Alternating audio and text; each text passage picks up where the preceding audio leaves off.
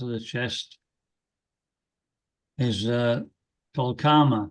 It's equivalent to karma yoga. The lid is, the jewel-studded lid is equivalent to jnana yoga.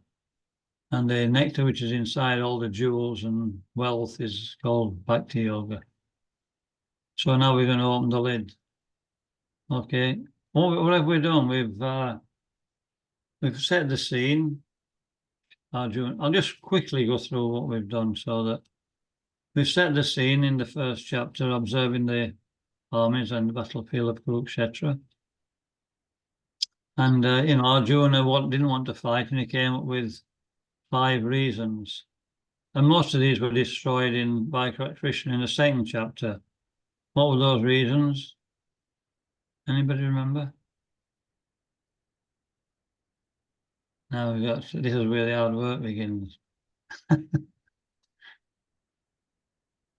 It was no happiness. Well, the first one was compassion. He was having material compassion for the body of his relatives. So, Krishna destroyed that in the second chapter by giving an analytical study of the soul. Then the next one was happiness. That was destroyed by, I said, you should do your duty and you'll be happy. Karma kanda, even though you're not a devotee as such in this particular situation. And you're just wanting to enjoy your senses. And then what was the next one? Destruction of dynasty. If we kill the elders, there's nobody to carry on the religious formularies and ceremonies. They just die out. Sin was the other one. It's sinful to kill our elders. So in some dharmas, there's different levels of dharma. In Artha Dharma, you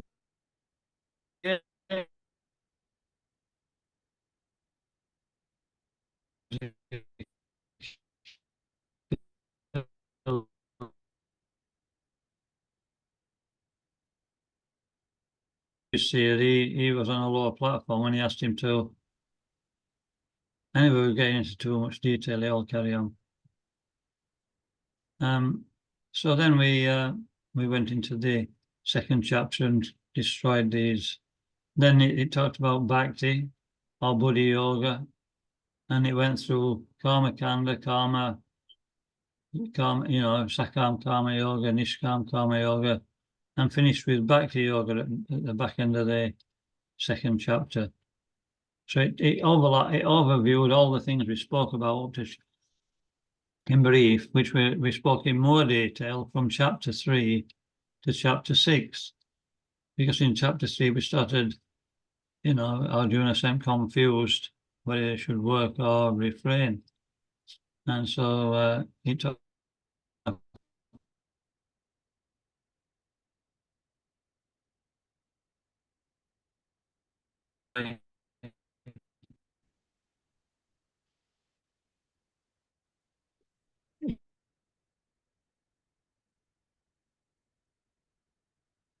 knowledge through doing that.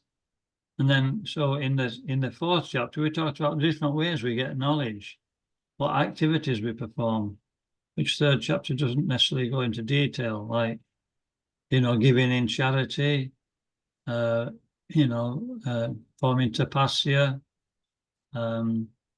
controlling the senses by yoga. Grihastha life means same sort of thing. And by that way, we actually obtain knowledge because we're following the Vedic scriptures, which is coming from Krishna. And so, imbued in the Vedic scriptures, we follow them. It starts to uncover our conditioning. And then it concluded in the fourth chapter. It didn't conclude, but at the conclusion of all different process, it said it's best if you tadvidi pranipatena, if you approach a spiritual master, right? And then you can get direct knowledge of bhakti, which is what we've actually done. So when we read back on these things, we sometimes become confused. We don't realize that it's talking to all classes of men. So we have to remember that. And Prabhupada's always giving us the bhakti side of it in his purports. Then 5, when we have knowledge, then we'll naturally renounce. So we talked about Nishkam Karma Yoga in chapter 5. Now we have enough knowledge that I don't want to go there. I don't want to be attached to this world. But I'm still conditioned to working in a certain way, so I'll do it and surrender the results. And then finally, and when we do that, we come to the point of really being focused on what we want to achieve. So this is called meditation. So that's where now we start talking about Ashtanga Yoga. He's already said that in the first two verses of the 6th chapter, it mentioned Nishkam Karma Yoga then, because Krishna was emphasizing that this is the best. But most people see yoga as being Ashtanga Yoga, so we'll talk about it. And so we went through talking about Ashtanga Yoga. And we concluded that of all yoga, yoga is, what is it? Jnani is better than a karmi. A yogi is better than a jnani. And but better than a jnani or a yogi is a bhakti yogi. So it said, what's that verse? Anybody remember it? Last verse of the 6th chapter. And of all yogis, one who always thinks of me within himself, sees me externally, and renders transcendental loving service to me, is most intimately united with me in yoga. Yoginam Apacharvesham. Yoginam Apacharvesham, yeah. So now we're talking about Bhakti. It's concluded in Bhakti Yoga. So that's where the 7th chapter begins. It starts by talking about the processes. Maya Sakta Manahapartha Yogam Yunjan Madashraya Asam Shayam Samagram.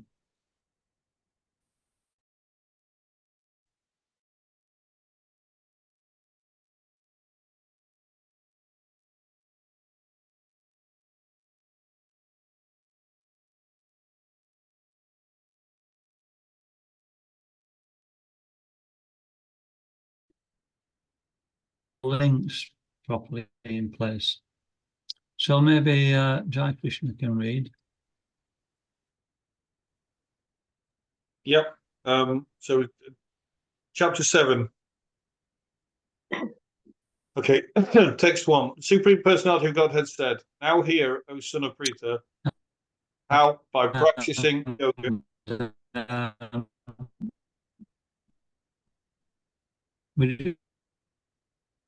Hello? In each chapter and how they're linked.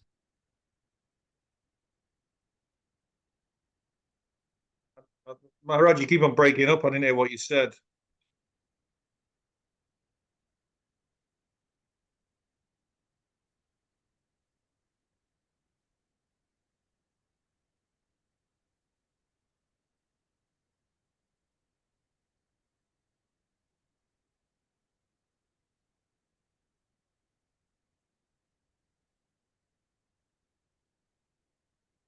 He's still here. He's just kind of mic's gone off. I don't know what's going on.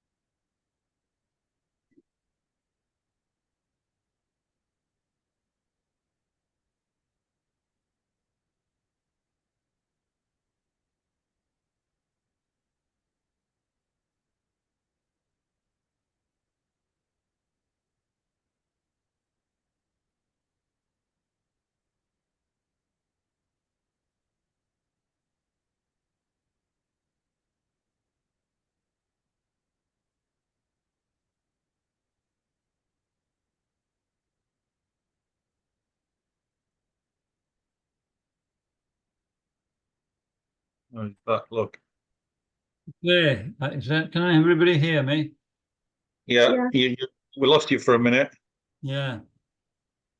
Okay, so it might be this, at this end, sometimes we get some problems. So what can we do? Okay, where did we get to? We got to you reading the first Yeah. verse. Om Namo Bhagavate Vasudevaya. Om Namo Bhagavate Vasudevaya. Om Namo Bhagavate Vasudevaya. Carry on. The Supreme Personality of Godhead said, "Now hear, O son of Prita, how by practicing yoga in full consciousness of me, with mind attached to me, you can know me in full, free from doubt. I shall now declare unto you in full this knowledge, both phenomenal and numinous. This being known, nothing further shall remain for you to know. Out of many thousands among men, one may endeavor for perfection, and of those who have achieved perfection, hardly one knows me in truth." Okay, so from 1 to 3, it's glorifying knowledge about Krishna. And phenomenal means a material world, and numinous means a spiritual world. But it's also described that, you know, if we practice this process, we get gyan first, so that's also phenomenal. But numinous is actually vigyan, knowledge of the spirit behind it, realization of the spirit behind it. So it's also both. It's both material and spiritual, and gyan and vigyan. And we'll see. It says Manushanam Sahasreshu, after many thousands upon men. So it will start explaining this as we go through, how we categorize different types of people and what level they're at. Okay, because this is different levels of knowledge about the absolute truth. I'll mean that people surrender in to a certain proportion until they get full knowledge, and then people will fully surrender. Okay, so we'll go on to Don. Right.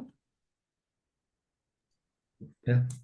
Earth, water, fire, air, ether, mind, intelligence, and false ego. Altogether, these 8 constitute my separated material energies. Besides these, O mighty armed Arjuna, there is another, superior energy of mine, which comprises the living entities, while exploiting the resources of this material, inferior nature. All created beings have their source in these 2 natures. Of all that is material and all that is spiritual in this world, know for certain that I am both the origin and the disillusion. Okay.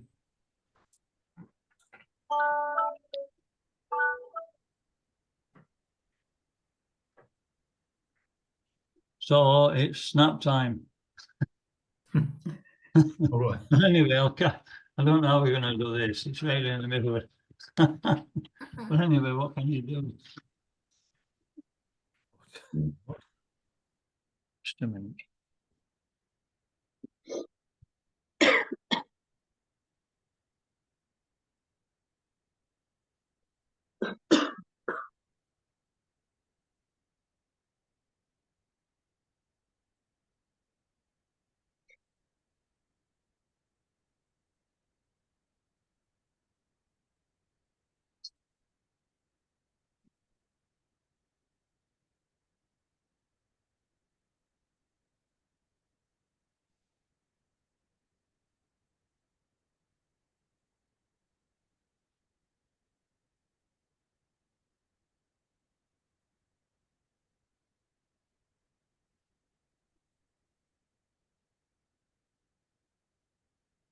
Ah, well, soon be Christmas. Okay, so we got up to verse what? 7, weren't it?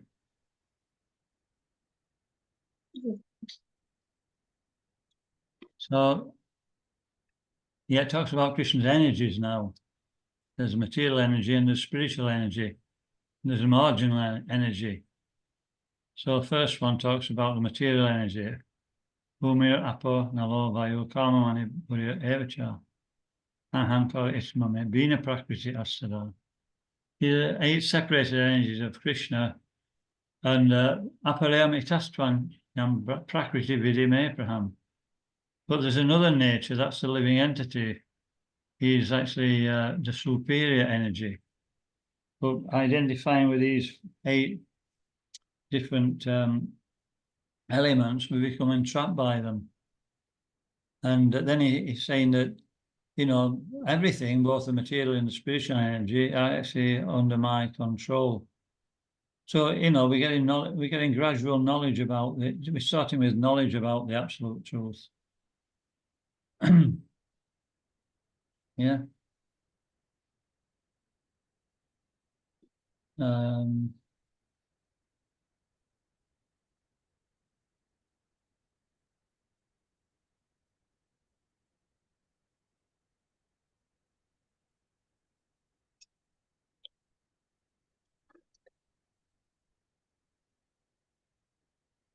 Yeah, so complete knowledge, if we have complete knowledge, knowledge of both the spiritual nature, the material nature, and the controller of both.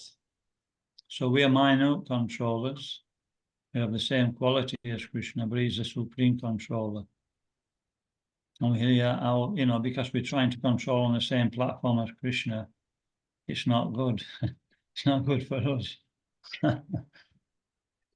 Okay. So real knowledge actually is, real knowledge means understanding the sweetness of Krishna, not just his energies.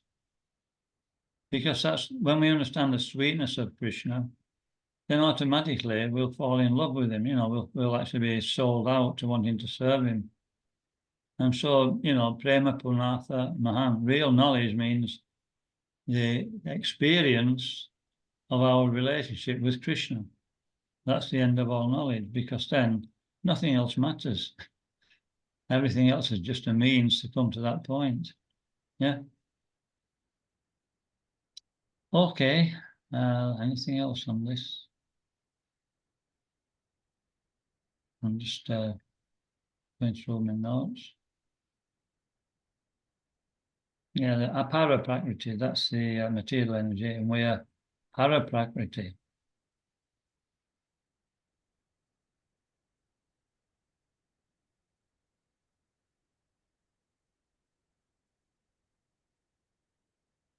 So we are tatashta shakti, we are the marginal potency. Okay, so let's move on.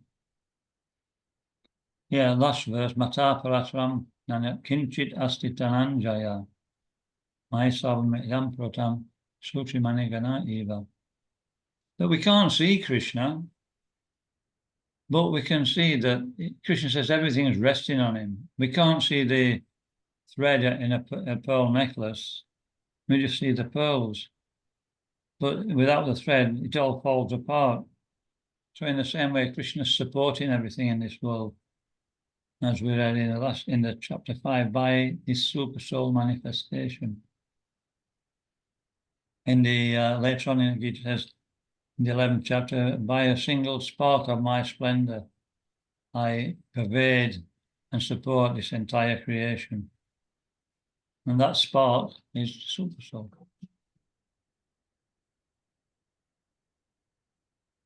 Okay.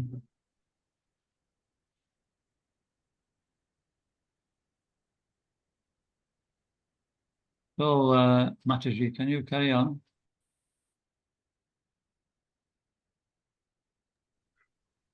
Can I use yours? 8. 8. O son of Kunti, I am the taste of water, the light of the sun and the moon, the syllable Om in the Vedic mantras. I am the sound of Isa and ability in man. I am the original fragrance of the earth, and I am the heating fire. I am the life of all that lives, and I am the penances of all ascetics. Son of Prita, note that I am the original seed of all existences, the intelligence of the intelligent, and the prowess of all powerful men.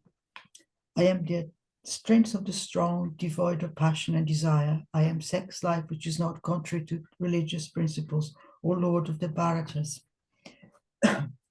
Know that all states of mind, be they of goodness, passion, or ignorance, are manifested by my energy.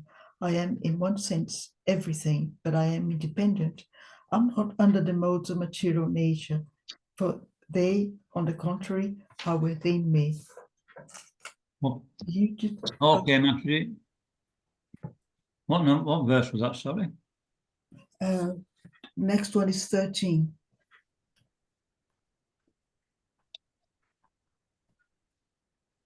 It's 12. That was 12. That was 12. Okay. Okay, so Well, carry on. no, just a minute. So yeah, that's what I've just been saying, that Krishna's pervading everything by a single spark of himself. And then in this section, it talks about how that is actually working. Rasam is the taste of water, the light of the sun. Is the Purushamnashu, is the ability in man, is the sound in the Vedic mantras. And it goes on giving some, these things are very important in society. So Krishna's saying that they're all coming from him. So this is a bit more knowledge. And then in 12, he concludes that knowledge. And he starts talking about how to now start. We've got some knowledge, how to surrender unto Krishna. So the first thing is that, why do we need to surrender? Verse 13 explains our position. Trivira gunamaya bhaver ebe sarvam idam jagat mohitam nabhigyanati mame vyaparam avyayam. We're bewildered by the three modes. And these three modes, therefore we can't understand Krishna. We covered. And then 14 will explain the process of getting out of these modes. So maybe we can change readers to Barbara Matiji.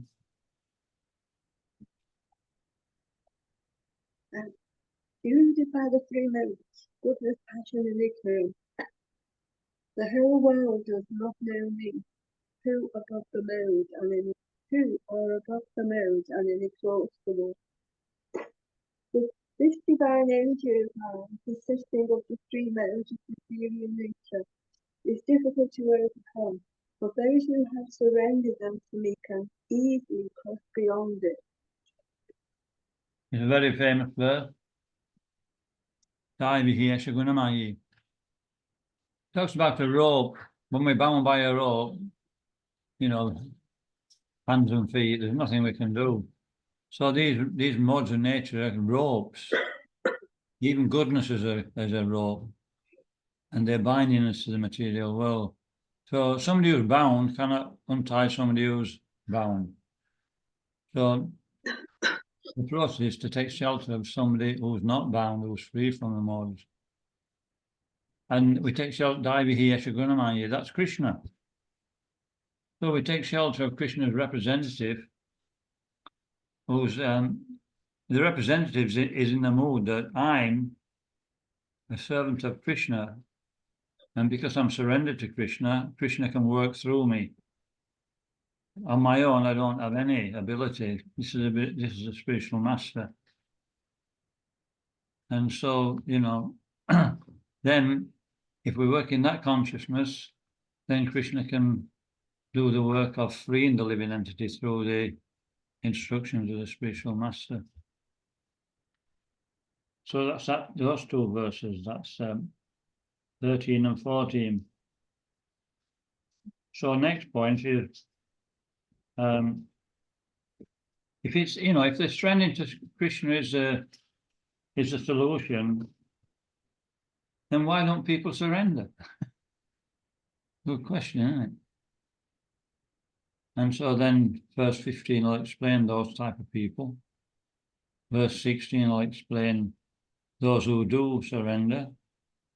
And then then the subsequent two verses, 17 and 18, I'll explain that of those who do surrender, who's the best one. And then finally, verse 19 will say the one who's on the highest platform after realization. So, you know, in verse 16, it talks about those who do surrender, but they're all on different levels.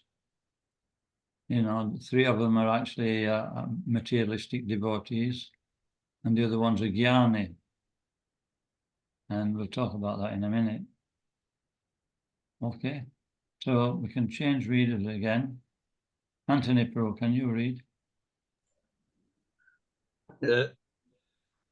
Those miscreants who are grossly foolish, who are lowest among mankind, whose knowledge is stolen by illusion, and who partake of the atheistic nature of demons, do not surrender unto me. Well, there's Pardon? they're called Duskritina. Kriti means merit. Duskriti means misplaced merit. So they've got, you know, people, demons in this world, they can do so much. It's all meritorious, but they're doing it, they're using it all in the wrong way. So it's called Duskriti. Lowest of mankind is the Naradon. Nara means human being. Adharma, but it's the lowest. He's just interested in profit and making, you know, the world successful for him. Mudha means, yeah, half the time people don't even know what they're working for. They just, you know, it's for a, you know, packet of cigs and a few bevies at the weekend. You know. Yeah, that's what Oasis says: cigarettes and alcohol. Yeah. Yeah, so, you know, he says Mudha. You don't realise that you don't have to do all that. He can make life much easier. But then there's the other one, the Maya Pritagyan, those who think they know something. And they espouse so many different philosophies, but it's all usually atheistic or at least impersonal. It says, so Maya Pritagyan, Maya Parita means that their so-called knowledge, it's stolen away by the material energy. It's absorbed in the material energy, in other words, they have no spiritual understanding. And then finally, those who, they're just complete atheists. So those are the 4 kinds. And now we'll mention the 4 kinds who do surrender. Carry on. Oh, best among the Bharats, 4 kinds of pious men begin to render devotional service unto me: the distressed, desire of wealth, the inquisitive, and he who is searching for knowledge of the absolute. Of these, the one who is in full knowledge. Okay, just stop there a minute. Arta means one who wants money. I think I've got it right way around. Artarti means Arta means one who's in distress. I once, when I did the Bhakti Shastri, I know I better not get into that. Anyway, Arta means one who's after money. People come to Krishna consciousness for money. In India, you know, just get a square meal, they'll join the temple. Artati, you know, they're in distress. That's most of us. And Jignashu means that they're inquisitive. And finally, Jnani means he has some knowledge. He knows that he should surrender. And he wants to actually improve on that. So they're all at different levels. The first 3 are material. They're material motivation. They're karma, on the platform of karma. And the Jnani, he's on the platform of Jnana, he has some knowledge. And Krishna says in the next 2 verses that the one of the 3, of the 4, you know, the Jnani is the best. And then in the next verse, in 18, he says, but just to make the others feel good, he says that actually they're all magnanimous souls because they're surrendering to me. But still, the Gyan, because he's actually absorbed in my service, then he's absorbed in knowledge, sorry, he'll quickly come back to me. So, to do something unconsciously is not like doing something consciously. If we're serving Krishna, we don't know anything about Krishna, but we just serve him, it's not very surrendered, is it? You know what I mean? Somebody's surrendered to you, but they don't even know you. Think, what kind of surrender is that? But when they know all about you and they still surrender, that's actually, it means that they've accepted you. And yes, I want to surrender. So that's why we're trying to understand Krishna. We may not be very good at understanding Krishna, but because we're trying, this will be spoken about in the 10th chapter, then Krishna sees the intent. And he actually gives us the understanding, even though we can't understand it directly from the books. Okay, and then lastly, 19, it talks about, pure devotional service. One after many births and deaths, one who's in knowledge, that means the highest knowledge, he surrenders unto me. So devotees are on that platform. We've come to, if we're practicing for a while and we've got a little bit of experience, I mean, some people may surrender to the process just for a short while for some reason, but won't maintain it because they don't have a proper understanding. But when we're practicing with some understanding, we're actually practicing on the platform of pure devotional service.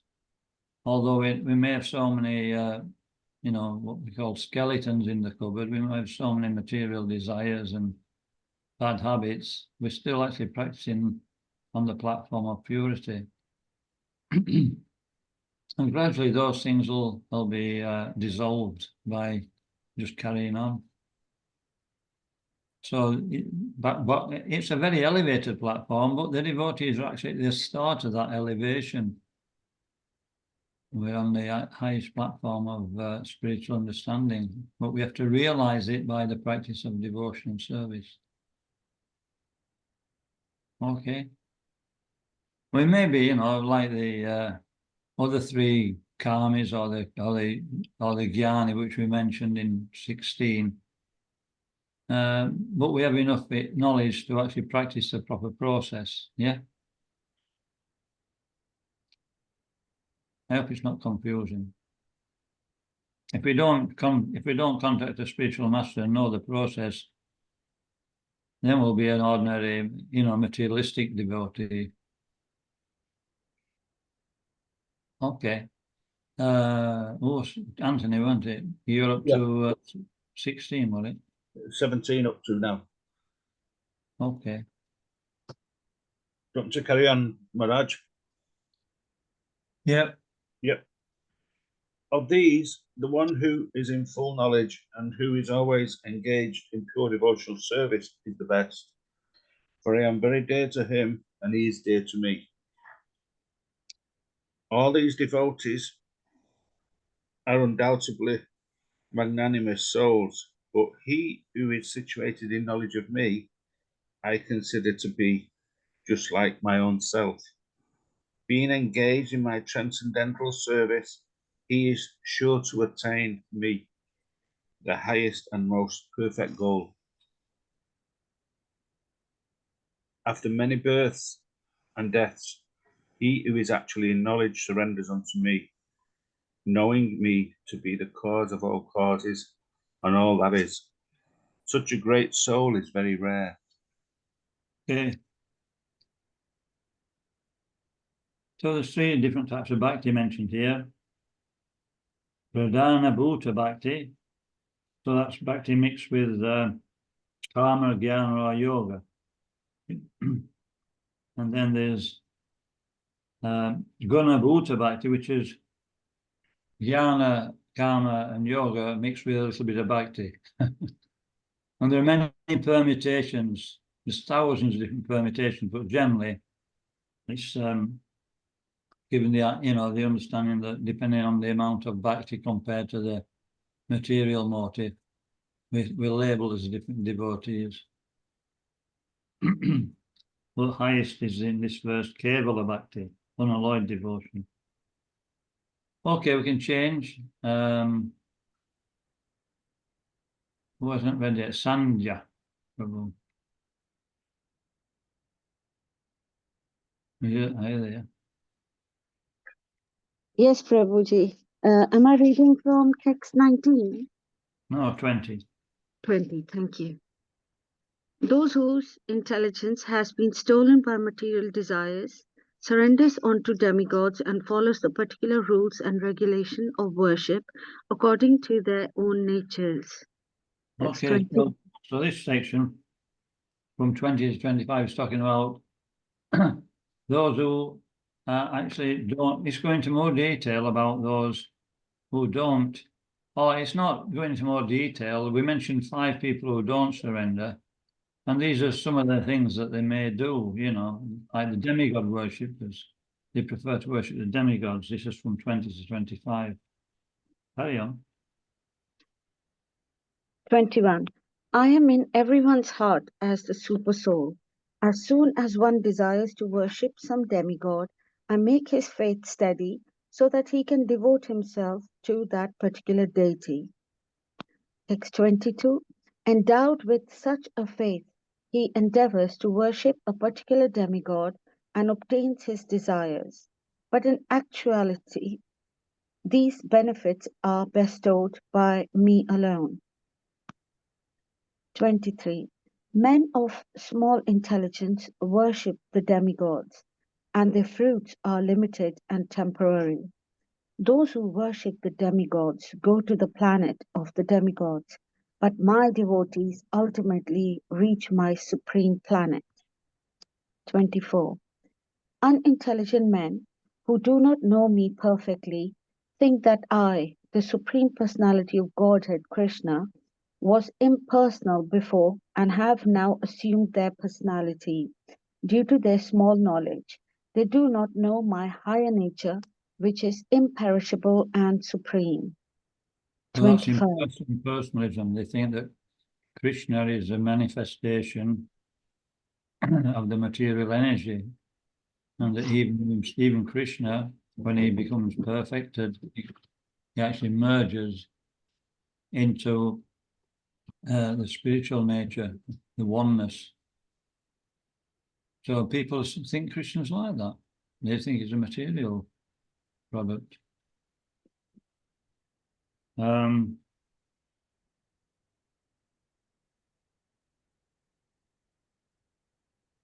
We may think this is like a little bit abstract, or it's. I remember when I first started reading Prabhupada's books, it talked about impersonalism. I thought, why does he keep mentioning impersonalism?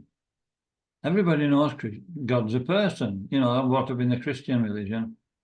We didn't fully understand what he looked like, but it was just taken for granted as far as I was concerned.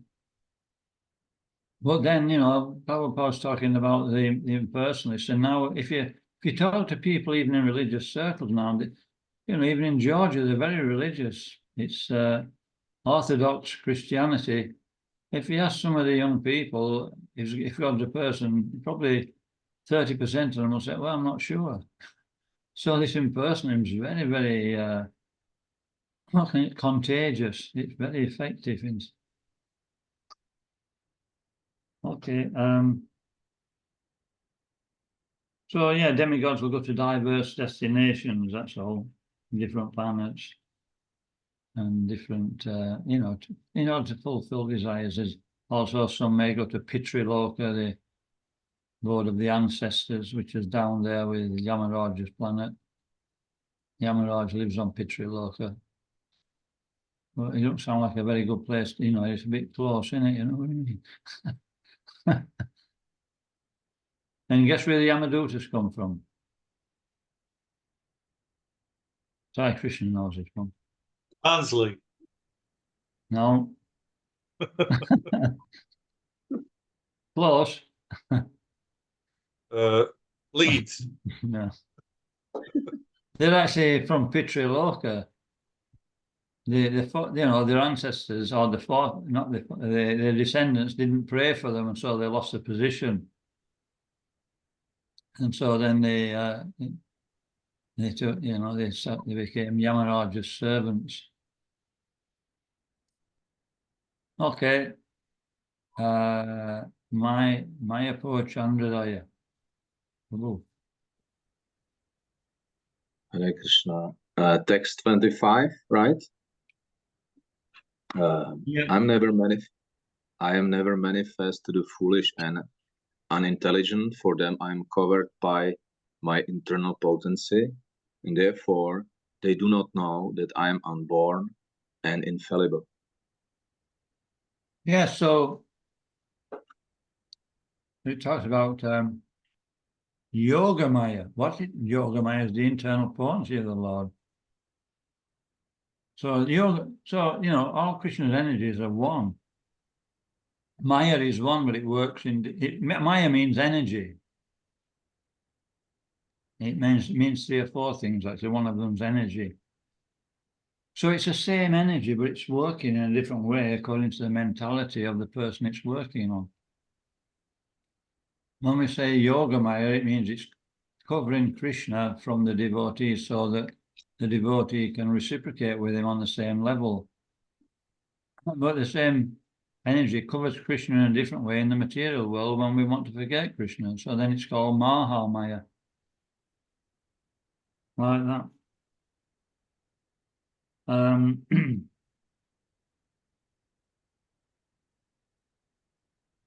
Okay.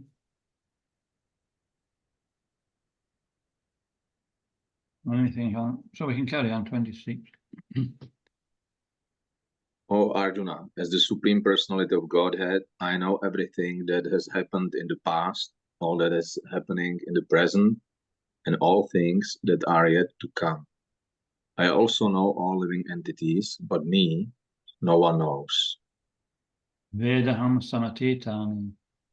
It's similar to a verse in the 3rd chapter that, Arjuna is saying, how is it that, the sun god, you preach to the sun god, but the sun god's older than you. You're the same age as me. And so Krishna explains his situation that he's not material. This is what it's saying. He's just been talking about the impersonalists, but this is disproving the impersonalists. Anyway, look, I'm going to let you meditate on this for another week. We'll finish it off next week. Is that okay? And then we'll go on to chapter 8, because chapter 8 is a small one, short one. Because is that okay? Perfect. Yeah, brilliant. Okay, so that's a good note to finish on. So thank you all for joining, and we'll try and work things out better next week. 1 o'clock. Okay, I'll remember that. It's 10 a.m. again. Thank you. What time? Sunday or Saturday? Right, 1 o'clock. Yeah, it's Yeah, 1 o'clock Georgia time, 10 a.m. Sunday in UK. Yeah. Check 11.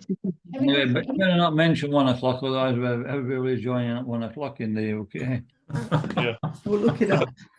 Sometimes do. I sometimes got a class in the UK at 10 o'clock, and somehow or other, at 10 o'clock in the morning, I start trying to think, why isn't anybody joining? Confusing. Okay. Okay. Very well, everybody. Hare Krishna. Hare Krishna.